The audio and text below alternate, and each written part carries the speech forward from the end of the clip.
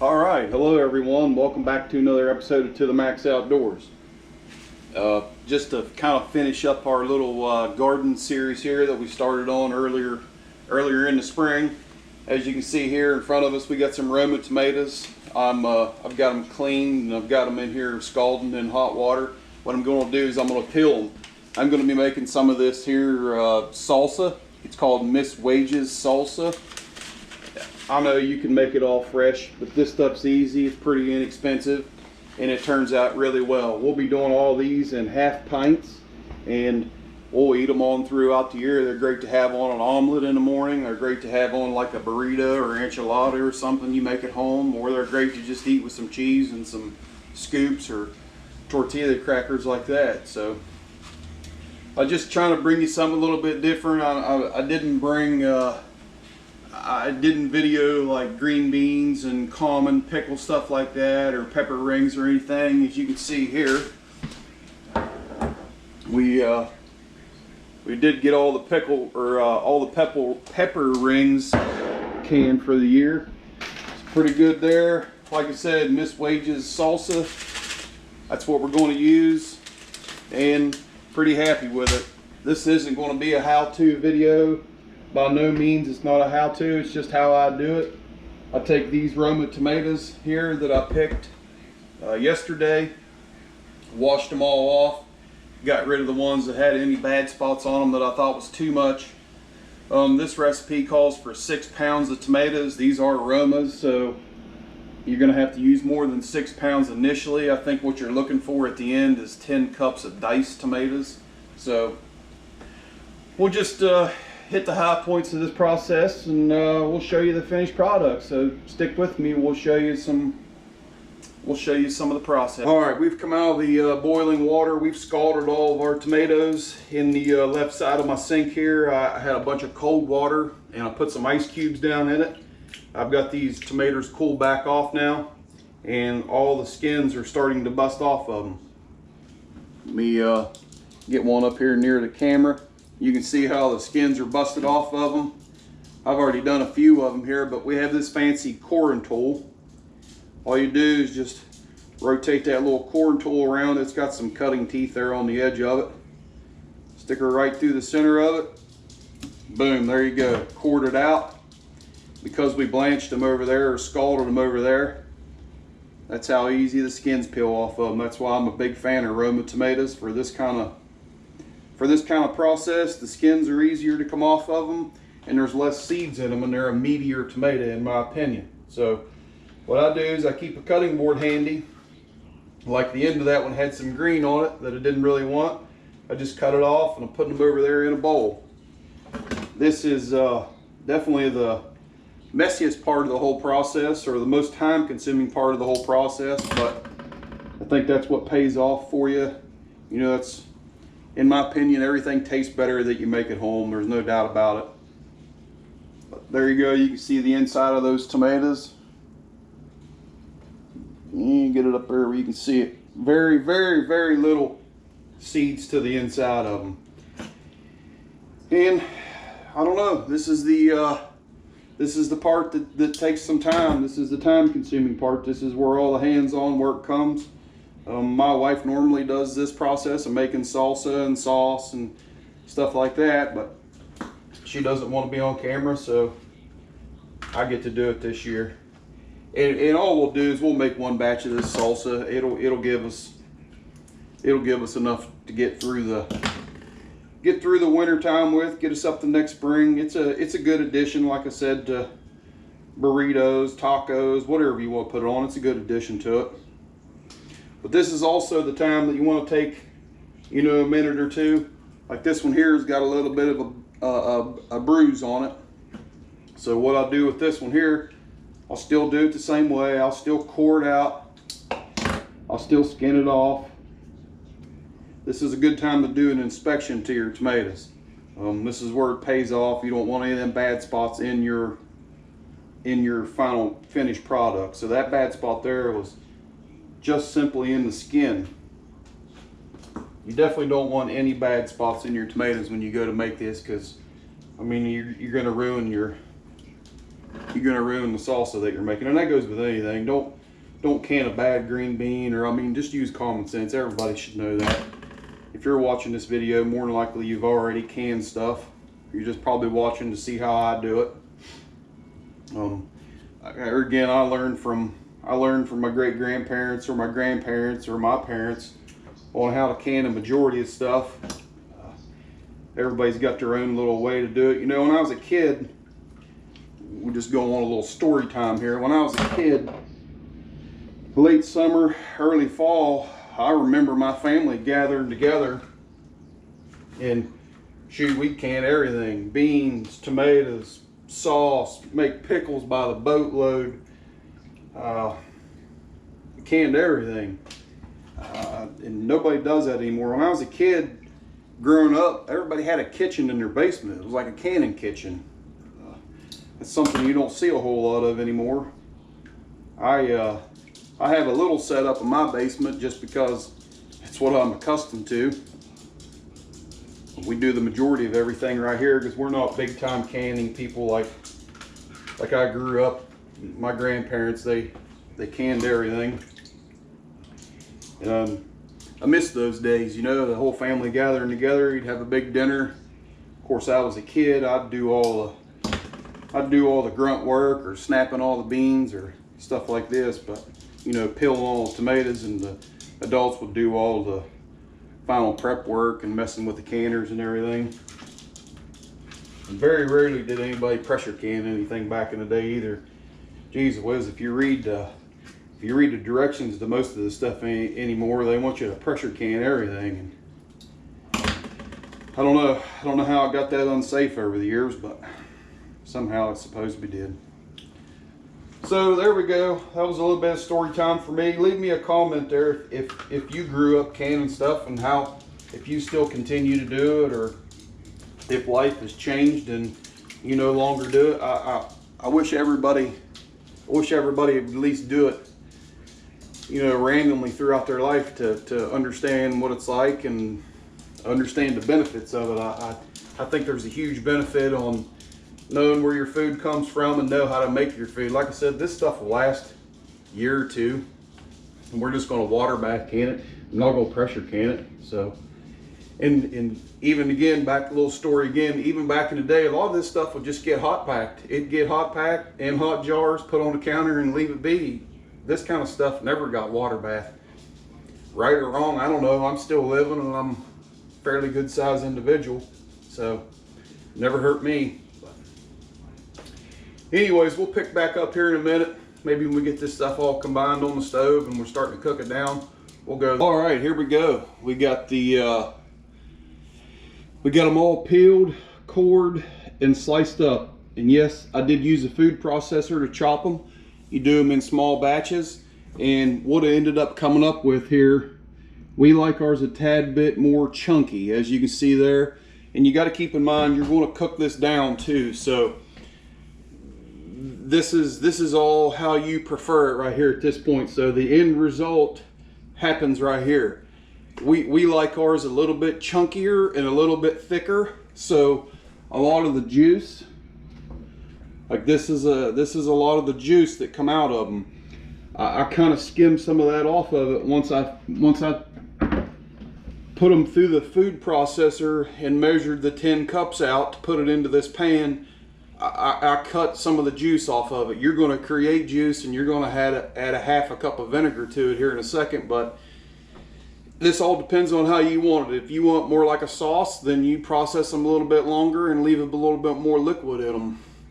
Like I said, we personally like it a little bit thicker and a little bit meatier of a salsa. So that's why we did what we did right there. So I've just got it on a low fire here. There's my half a cup of 5% vinegar. And I'm going to add this whole pouch of this. This is Wages Salsa, Create Salsa in there.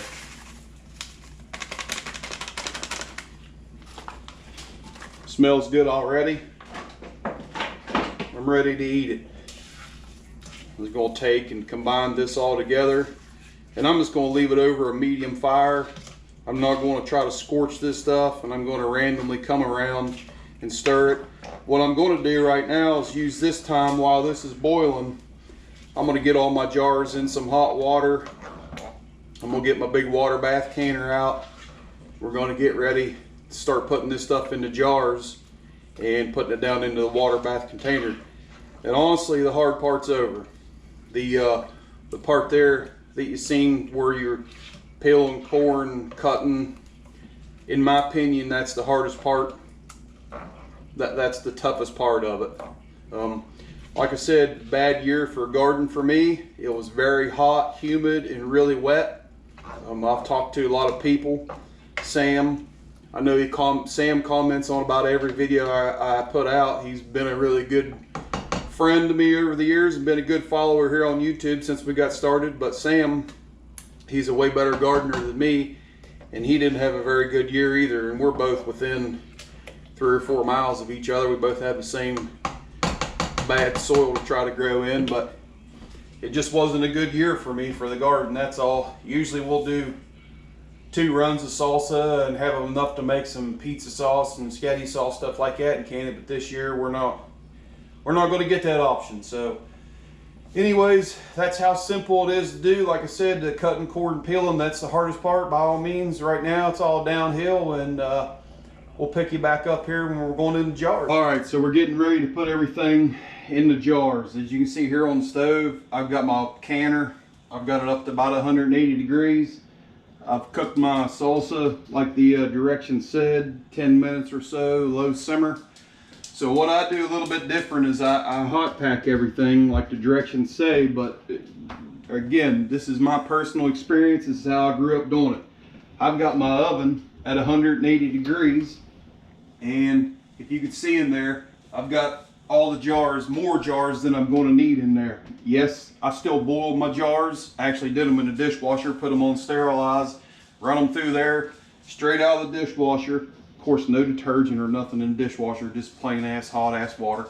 I took them directly in here. I know you can't see it, but my oven's been holding at 180 degrees. My jar's been in there for probably about 10 minutes.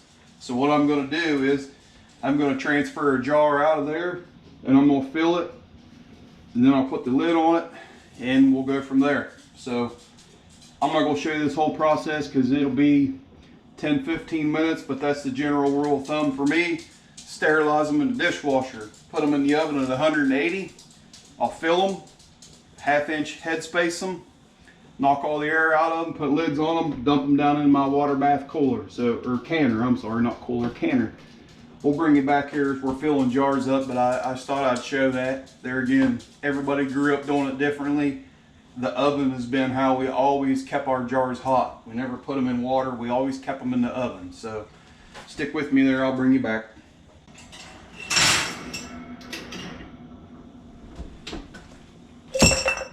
Yep, jars are hot and I'm knocking them around all over the place. You'll have that sometimes. As you can see there, I've got what, 2, 4, 6, 7 half pints. And for this last little batch here, I'm going to do it in a full pint. And I cut up a jalapeno pepper and I cooked it down to the side there.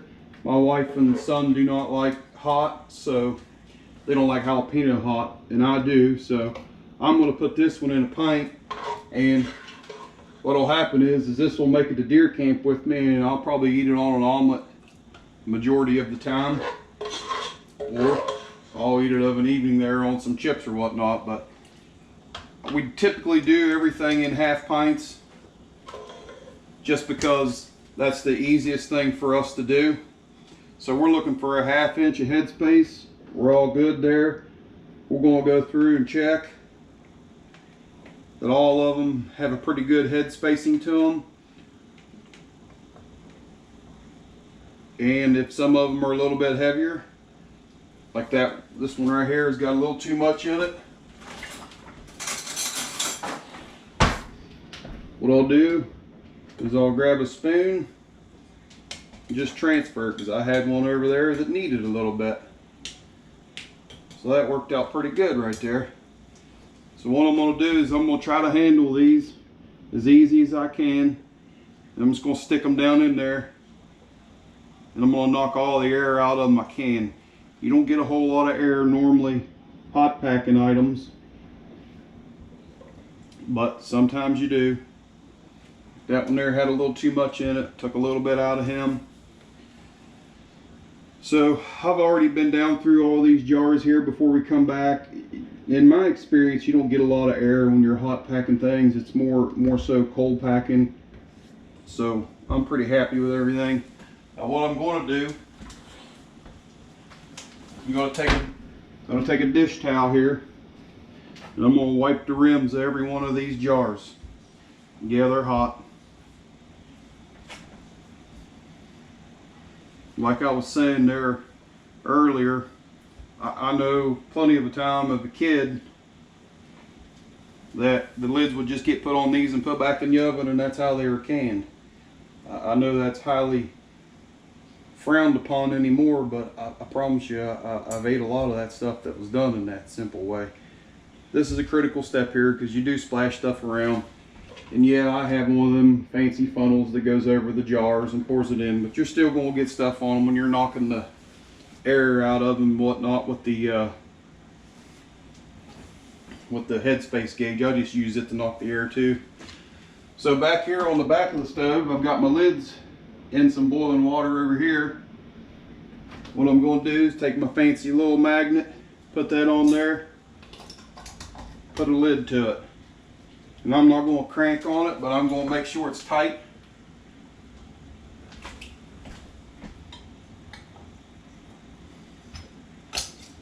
Then I'll put the band over it. Pretty simple, easy process.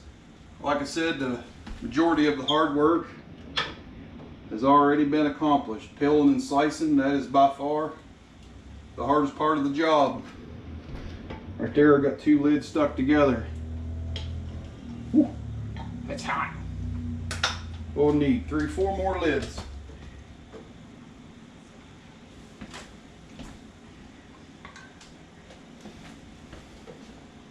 I think everybody ought to give canning a try. I think you get a little bit of satisfaction out of it, knowing where your stuff came from. Yes, boiling water is hot on your hands. You just gotta learn to be quick about it. So there we go.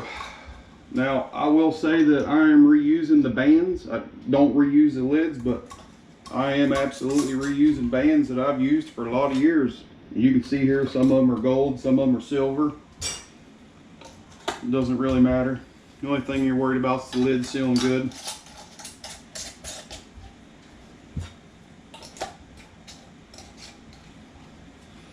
There we go. We'll take a quick look over all of them. Got the lids all seated down, nice on them. Go over them one more time. There again, I'm not cranking on them. By no means am I cranking on them. I'm just snugging them down. So now what I'm going to do is I'm going to transfer them over here to my water bath canner, and I'm going to do them to my own time that I want to do them to. That Miss Wages seasoning, or Waggies, or Wages, however you say it, says 40 minutes. You do it like it says 40 minutes, you'll be all right. I have a little bit of different time, but there again, do them at your own, whatever you're comfortable with. Do them to the directions. If you've never done it, do everything exactly like the directions. I will tell you that my water, I can hear it just about getting ready to boil. I'm going to flip that lid off of there. Remember, stay away from that. There's a bunch of steam there. So there we go. I'm going to let that air out for a second. I'm going to get my jar. I'll get my fancy jar lifter here, and I'm going to start setting them in there. And we'll bring you back here at the end of this. Once these have been in here for my specified amount of time, I'll bring you back and show you the finished product here. All right, there we go. We've pulled them out of the water bath canner here. I've set them here in front of us. What we ended up with was 7 half pints and 1 full one. Not really a bad yield for what we had there. Like I said, that was only 10 cups of chopped diced tomatoes, so it's not a whole bunch, but we'll leave these set here on the counter overnight or for a day or for whatever it takes. Little tip here, if you've never used a canner before, whether you're pressure canning or water bath canning, this is just a Presto 23 quart. It'll pressure can or water bath can. You just take some stuff off the lid for a water bath, but it suits my needs, suits our needs. We do We process deer meat in here, cold packed deer meat, bear meat, that kind of stuff. Do a lot of garden vegetables in there. And we just do small batches like this. Yeah, you make a big mess in the kitchen, but so be it. Like I said, this is a pretty small batch, but hey, it works out good. This quart, or this pint here, I'm sorry, this pint, like I said, that'll go to deer camp or bear camp with me. There's no early bear season this year for West Virginia, so unfortunately I have to wait till deer season, but there you go. What we used was, get it up there in the camera, that's Miss Wages. I'm gonna say it as Wages. I'm not sure how you pronounce it. It's called Create Salsa. I like it. Yeah, you can make your own salsa out of all your fresh stuff. There was one popped, hopefully you heard that. You can make your own salsa, but honestly, my local family-owned grocery store carries that stuff. It's like, it's under $4 for that, and it's got all the spices and seasonings in it you need. And it actually turns out really well. So all in all, that's pretty much how simple it is to do that. It's not that big a deal. You could pick up these water bath canners under $100, or I'm sorry, a Presto canner for under $100. I will tell you as a little tip, I know talking to a lot of people over the years, if you're using gas, propane, if you're using something with a flame, you got to look at the BTU ratings for these. These are all aluminum. My stove here, 3 of my 4 burners on this stove have too high of a BTU for that. So pay attention, read the directions. You'll make a grenade here if you get this too hot and put too many BTUs to the bottom of it, especially when you're pressure canning, like say green beans or something along those lines, or potatoes, something that you pressure can. Be careful, read the directions and do it as it says. Like I said, in my instance here, we have natural gas. 3 of the 4 of my burners have too many BTUs. I got to use my wee little one there to keep it in the proper range. It's really simple to do, and right here you can see I ended up with about half of a half pint that wasn't enough to can, so I just put it in the refrigerator and I'm going to eat that. And hopefully you can see the consistency of it. I'll eat it off spoon. That stuff's good, man. I don't care who you are, that stuff's good. Like I said, I really love eating it on an omelet. That's probably my most favorite thing. But hopefully you guys enjoyed this little video to kind of end up the garden series. We did some pepper rings. Get them up there in the camera. We did some pepper rings. They're just in vinegar and oil. Pretty simple deal there. I didn't film any of that. I mean, I think everybody's used to that. I like pepper rings because you keep them real crisp, and I don't like a whole lot of vinegar to them, so that's why I use some oil. And I know people were funny about canning oil, but so be it. But there you go, salsa. Get you through the winter. Thanks for watching To The Max Outdoors.